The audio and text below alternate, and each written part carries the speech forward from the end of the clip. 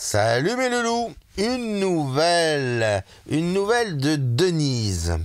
Manu, bonjour. Vous dites que touiller beaucoup dans le godet qui contient l'aquarelle extra fine est dommageable. Oui, et je maintiens. Je suis débutante et m'équipe doucement avec la Sennelier, Watson et la Schmidt. J'ai l'habitude, ou mauvaise habitude, de touiller beaucoup dans le godet. Finalement, j'ai deux questions. Oh bah non!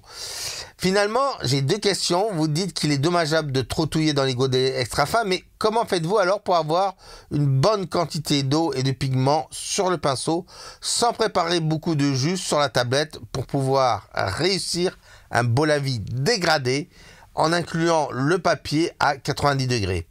Il faut bien ajouter beaucoup et bien touiller dans le godet, non besoin de vos lanternes. Évidemment, il y a toujours des cas à part. Et effectivement, là, tu as raison.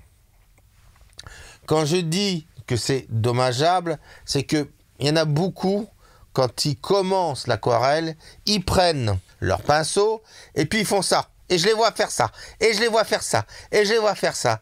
Et à la fin, ils ont de la gouache au bout du pinceau. Mais alors, vous avez un trou qui commence à se former. Évidemment, c'est pas topissime. Donc, ça, il vaut mieux éviter. Mais par contre, si vous avez besoin de faire un beau lavis, oui, il vaut mieux bien tout touiller une bonne fois pour toutes pour bien faire votre dégradé au moins une fois. Mais par contre, n'oubliez pas de bien sécher votre godet d'aquarelle avant de le ranger ou quoi que ce soit. Hein. Surtout, ça, c'est très important. Ça, c'est la première chose. Et en quoi est-ce dommageable? Merci beaucoup. Eh bien, c'est très simple. Vous allez creuser petit à petit le godet. Et plus vous allez le creuser, plus vous allez en avoir sur les coins. Vous allez me dire, oui, on s'en fout. Le seul problème, c'est que, on va dire 90%, même 95% des gens qui voient un trou au milieu de leur godet disent « Oh, j'en ai plus, tu peux m'en racheter un ?» Ou ils s'en rachètent un, tout simplement.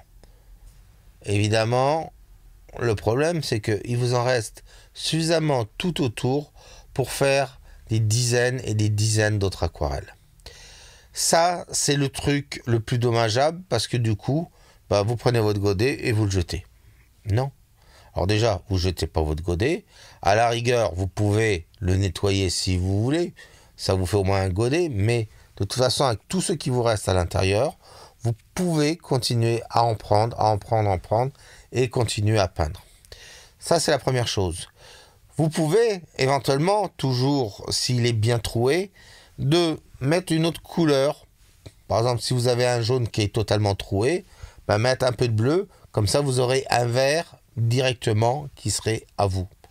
Ça peut être une solution. Bon, ça c'est si vous avez un tube évidemment, etc., etc., etc. Ce qui est aussi dommageable, c'est que chaque godet possède un certain liant. Alors, c'est un peu moins vrai maintenant, parce qu'il y a eu beaucoup de progrès qui ont été faits. Mais au départ, souvent, le liant était au-dessus et faisait en sorte que votre godet tenait bien, c'est-à-dire sèche vite, bien, et retrouve un peu plus ou moins sa forme. Le problème, c'est que au bout d'un moment, le liant commence à partir et la matière devient de plus en plus mollassonne, plus comme ça. Et là, du coup, vous commencez à avoir une espèce de pâte qui est pas très intéressante. Ça, c'était du temps où j'ai appris l'aquarelle.